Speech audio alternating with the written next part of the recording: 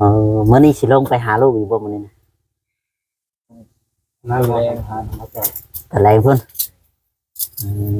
ไม่ได้สัมภาษณ์แล้วก็ได้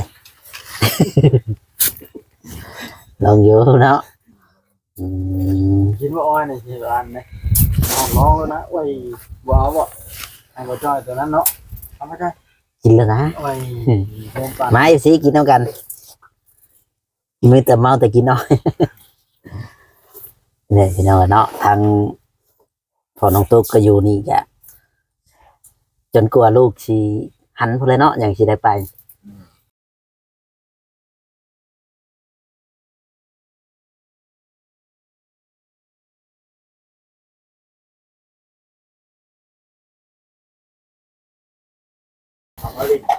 สวัสดีและสบายดีพ่อแม่พี่น้องเอฟซีเนาะวันนี้ก็มาพบพ่อกับพ่อน้องตุ๊กอีกแล้วพี่น้องเสร็จเก่าเสร็จเคยก็อยู่ที่เฮือนน้องตุ๊กหรือว่าเฮือนน้องมิกอันแหละพี่น้องเนาะเฮือนน้องติ๊กเนาะที่ว่าพอเรามาอยู่น้ำพี่น้องอย่างไรก็ไปพูดคุยเลยก็ไปโอ้ล้มน้ำกันพากแม่เอฟซีกดไลค์กดแชร์กดติดตามให้กำลังใจนี่เด้อพ่อแม่พี่น้องเนาะแล้วก็บอกคำโฆษณาซ่องบ่าวจอยซาแนลพี่น้องเนาะฝากเป็นกำลังใจไปติดตามรับชมน้ำกันเลยพี่น้องโซ่วันนี้กินน้ำสบายดีเด้อมาดีบ่จ้อยตัวให้จะมาได้ใช้นี่มาได้สามาแต่นี่แล้วมากินน้อยเลยขอกินบ่กินพันให้มาเอารถคอยบอกบันไดลูกคนแห้งกินแห้งได้ใช่คือได้ยินเสียงเมียจะไปใช่เลยนี่อ๋อเราอยู่พุ่นเนาะนี่แหละพี่น้องเลยเนาะทางพอจอยเพิ่นลุงจอยดีกว่าสัมภาษณ์กันลุงจอยเนาะเมื่อนี้สิลงไปหาลูกอยู่บ่มื้อนี้นะนั่นแหละทานมาจากแต่แรงเพิ่นไม่ได้สัมภาษณ์แล้วก็ได้ ลองอยู่เนาะกินว่าอ้อยในที่ร้านเนี่ยน้องแล้วนะไว้ว้าวอ่ะให้บ่จ้อยตัวนั้นเนาะทำไม่ได้กินแล้วนะไว้โฮมปันมาสิกินน้ำกันมือแต่เมาแต่กินน้อยเนี่ยพี่น้องเนาะทางพอน้องตุ๊กก็อยู่นี่แกจนกลัวลูกชีหันพอเลยเนาะอย่างชีได้ไปแต่เพิ่นก็อยู่น้ำเจ้าก็อันนั้นอยู่เนาะเจ้าก็เที่ยวไปหาเราอยู่เดี๋ยวว่าไปคุยอยู่เนาะหายังให้ลูกกินเดี๋ยวมึงบริหารวันนี้ตัดออกมือคนมือไปบรรลุผัวเพิ่นได้เนาะเป็นคนหาไม่ว่าเรากินข้าวครับเนี่ยกินที่จะเอาลงไปอะไรมันชื่อว่าเห็ดต้มไข่ต้มไข่กับกินต้มกินอันนั้นแหละชนน้ำชนในเขายังไม่เหือไม่แห้งไว้ก็บอกลูกมาแล้วคันว่าเขาบอกกินน้ำกินแต่ของแห้งมันก็นานเช้าแล้วเขาก็นานหันแห้งกินกับบึงแล้วเนาะระวังแล้วว่าตัวใดมันผิดตัวใดมันถือก็บอกลูกเลยว่าบอกอยู่เนาะผัวเพิ่นบ่ได้อยู่ร่วมกันบ่ใช่อ้าวบัดเราอยู่กับผู้ใดชัดแต่นั้นปู่กับย่าปู่ย่าก็อยู่แบบว่าเพิ่นก็อยู่ในเฮือนเพิ่นบ่ได้ไปใช่บ่ก็ดีคือกันคันว่าอยู่กับปู่กับย่ายันว่าปล่อยให้น้องเพิ่นอยู่ผู้เดียวยันว่าเวลาลูกให้อย่างนั้นแม่อยากปวดท้องปวดหยังหั่นนะบัดสิยากเดี๋ยวก็เอิ้นให้ปู่ย่าแล้วมาเบิ่งเพราะว่าเด็กน้อยยันว่าแมวยันหยังหั่นนะมันควดเนาะเฮากับบ่จักคือกันได้เฮ้ยตึกปลาไว้ห้วยจักไก่จังนั้นเหือมันต่ำก็กางมุ้งหรือว่าให้หลานนะอย่างมุ้งอยู่เนาะแต่ว่าเพิ่นก็แม่เพิ่นก็ให้ดูนมเพิ่นเองบ่หรือว่าใส่เต้า ก็บอกลูกกันแล้วอาบน้ำอาบในให้ลูกก็ช้อนบอกกันแล้วเผื่อว่า เจ้าก็ฮู้จักแล้ววะฮู้จักเนาะก็เคยบอกลูกอยู่แล้ววะเคยบอกอยู่เนาะมีแล้วช้อนเอาแล้วตัวใดมันอันนั้นก็อยากให้แข็งแรงไว้ กินหยังกะระวังอะไรเป็นใหม่ๆเด้เขากินพิษกินหยังมาห่วยเอาหัวจักในแก่ตายทิ่มซื่อๆเด้แม่นว่าคือเจ้าเคยเห็นนั่นแล้วผ่านมากะลูกทันทีกับเบิ่งบอกสอนเอานี่แหละพี่น้องไอ้เนาะทางครอบครัวบ่จอยคันว่าน้องดีปากกับในกะสิไปผู้ปรับโดยบ่ เป็นฟันดีแล้วเห็นงานแค่นี้ เห็นงานแถวนี้ก่อนพอได้เงินเนาะซื้อหัดซื้อนี้ฉันบ่หาเงินกะบ่มีเงินไปอีกคือเก่าไปแต่ละเถื่อนี่ก็ได้เก็บไว้อยู่กับเงินคำก็ได้ พอได้ เก็บมื้อนี้มื้ออื่นหมดเด้เพราะว่าเฮาซื้อหัดซื้อนี่เนาะจังมาแบบซื้อพริกเกลือแป้งนัวซื้อนู่นซื้อนี่ซื้อแนวอยู่ในกินเพิ่นหาเมื่อยมาเฮาบ่ได้ไปเนี้ยเนาะตื่นเช้ามาก็ต้องบุกงานต่อ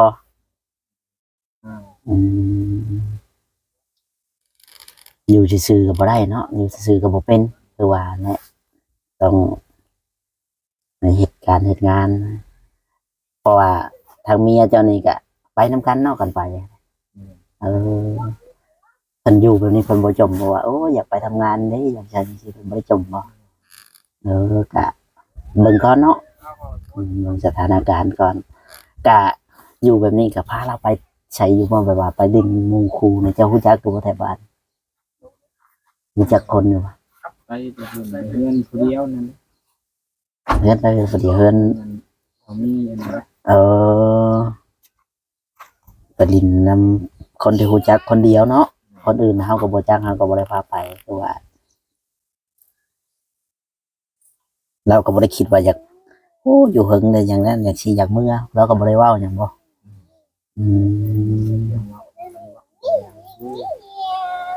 คุยกันเนาะกินแล้วก็นอนมีเวียกมีงานก็ไปเฮ็ดเวียกเฮ็ดงานต่อเนาะมื้ออื่นสิไปเฮ็ดเวียกบ่ ว่าไป พอได้ไว้ซื้อเนาะงูมาก็ได้ซื้อกันบ่ไปก็บ่ได้ไปเที่ยวใกล้ๆ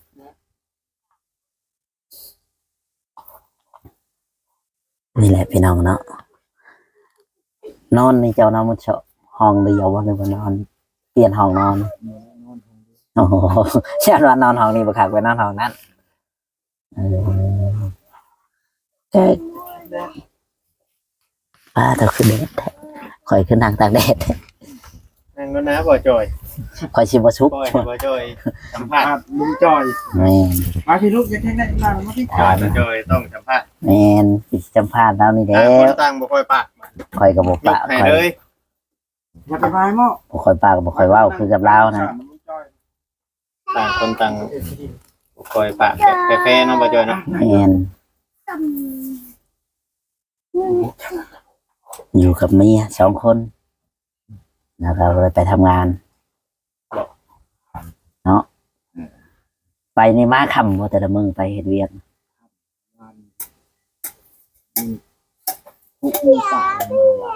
มื้อว่าง่ายๆใช่เนาะ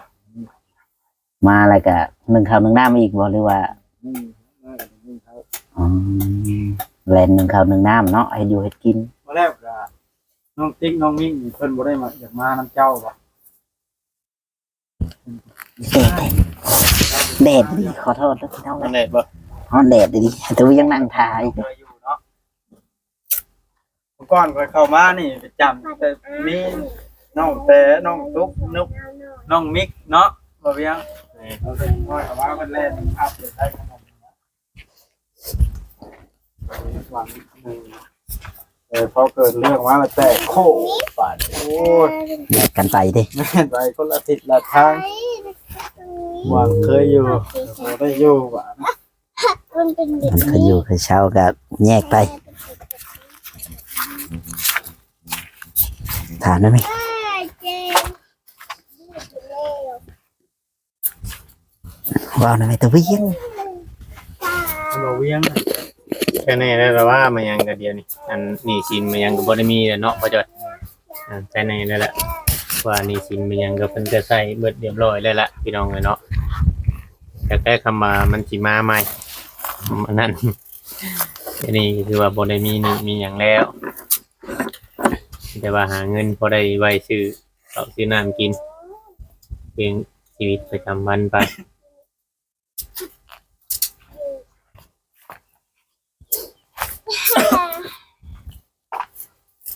มาน้อยไปน้ำเพื่อนคือเห็นมาน้อย มาเป็นได้เดียว มาเมียเอามาคือว่าหากนมาคือมีคนมาน้อยเดียว มาเอามาสิ เอามาแต่พุ่นเลย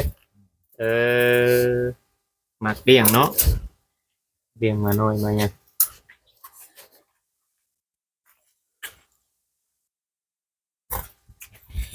ถ้ากันกินข้าวแล้วข้าวเที่ยงมัน กินข้าวเช้ากิน กินแต่ ที่สวย กินแต่ข้าวเช้าข้าวเที่ยงนี่ยังอยู่ได้ยังกินข้าวเที่ยงบ้าง อันนี้ว่าทำ ยังไม่ได้ว่าจะมีเมนูปกติหายังชูเมียกินเมียบ่หาชูกินคือเจ้าหาชูกิน อาหาร กันว่า บ่ว่าทอดกิน กินแน่นอนไปซีนกินแล้วเมียบ่อยากกินเป๊ปซี่บ่เราบ่อยากบ่ ย่านจะดื้อนะ มีแต่เพิ่นเนาะเอิ้นเมียกะ ซื้อก่อน บ่อยากฮอดชื่อถามมีแต่เอิ้นเพิ่นอย่างเดียวทางสาวมุดเอื้อยมุดยังประจอยเอิ้นสาวมุดในเมียรุ่นน้องและเจ้าอายุ50บ่จะบ่50เมียบัด40ปลายเอาเว้ามัน ผู้ใหญ่ขึ้นเลยดิ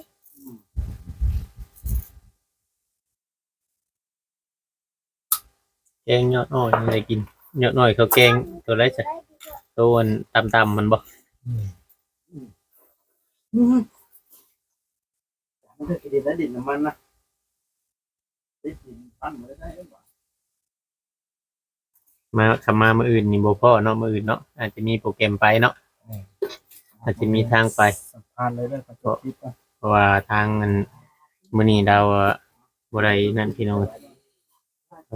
เราบ่ได้นั่นอ้อยเขาเจ้ายังบ่ได้ไปเข้าโรงงานอ้อยถ้าเฮาตัดไปหึงมันก็แห้งอ้อยนี่เนาะ แน่ อืมเฮาตัดไปหึงนี่มันก็งัด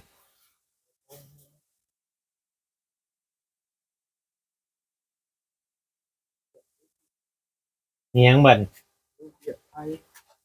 แล้วไปเป็น เล่นไปเป็นแม่หวานนี่ฮะ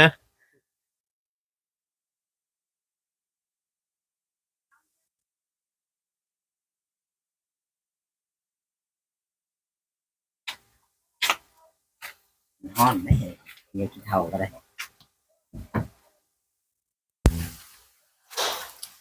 เป็นอะไรบ่จ้อย ทางบ่จ้อยก็เป็นคนที่บ่ค่อยปะค่อยเว้าพี่น้องเอ้ย จะได้ยิน อันเด็กน้อยผู้อยู่พุ่นน่ะเขาเจ้านั่นอยู่บ่เขาเจ้าโทรมากูมืออยู่บ่เขาบ่ได้อยากมาบ่เห็นพอ มาอยู่ร้อนตัวครับดูจากเมื่อ ตามภาษาเด็กน้อยได้เนาะทางน้องตุ๊กน้องติ๊กน้องมิกเนาะ น้องมิก น้องมิกน้องติ๊กเนาะอยู่น่ะพุ่นน่ะตามภาษาเด็กน้อยแหละทำเป็นไปได้ก็มีแต่ว่าให้เขาเรียนจบอยู่ไทยอย่างขี้ได้แท้กับจบป .6 ยังใครอยู่เนาะจบป .6 แบบอ่านได้เขียนออกภาษาไทยเนี่ยโอ้ยหนึ่งมากอะบ่ง่ายกับมันเฮียนง่ายได้มันใกล้ๆเคียงกันกับภาษาบ้านเฮา เรียนชุดแล้วถึงว่าจังในมา บ่ ชุดเลย ลูกเป็นเหยียบไผ่เมื่อกี้ลูกเป็นมานำเราบ่อยู่ซื่อๆเอาน้ำหาล่างตีนฮะ โอ้ขาดเย็ด ก็เจ็บเนาะ เจ็บเอามันเนี่ย ตามภาษาเด็กน้อยผู้เขาก็มาถ่ายลาก่อนได้เออขาดสิเจ็บพี่น้องนะ เบื้องนั่นบ่ เหยียบมันระโดดออกนะ เหยียบมาช่องเบื้องบ่ เรื่องเดียวหาแล้ว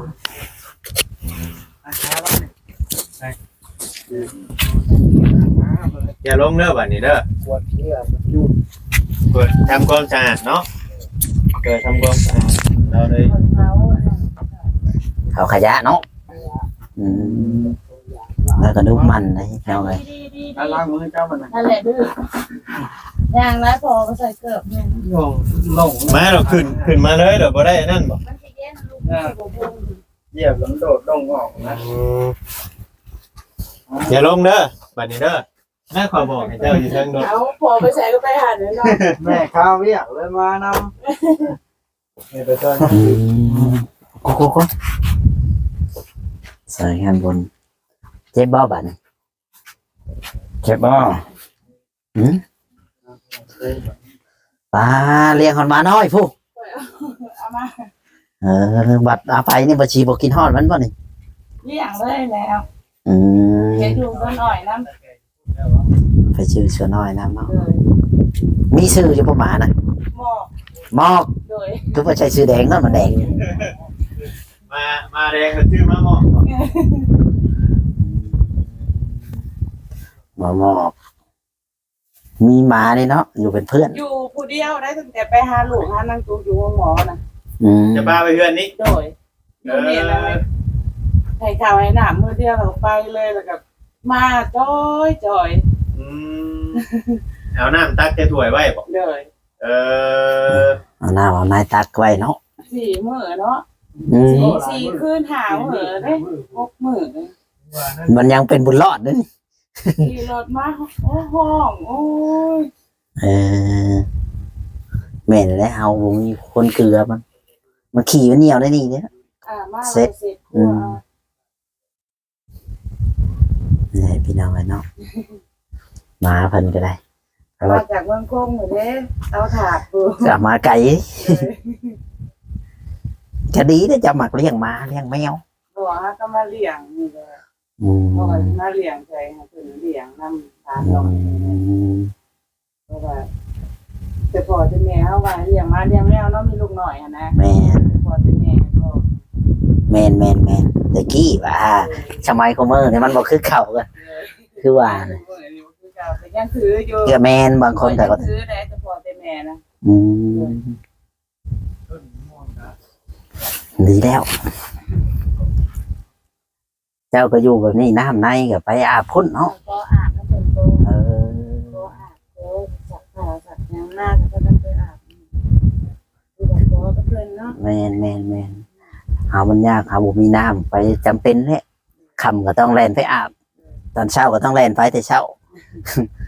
ได้สักผ้าได้อาบน้ำ อืม เมื่อละเทื่อเนาะสิอาบอันนั้นได้ก็เกรงใจเพิ่น โดย ใส่แต่ประหยัดในหน้าน้ำเพิ่น แมนเพราะว่าเฮาสิใช้หลายกะยันเพิ่นเว่าเนาะนี่คือว่าแล้วเพิ่นให้ใช้ซำนี้ก็ดีแล้วเนาะหาบ่มีของเฮาเองนี่ก็ยากคือว่า แต่เมื่อวานเนี่ยไปตัดอ้อยนี่ไปแต่เช้าว่ะ ไปแต่เช้า เออ 7 โมงเช้า ค่ำพุ่นแล้วเนาะมา ตัดอยู่บ้านลุงแง้วนั่นล่ะ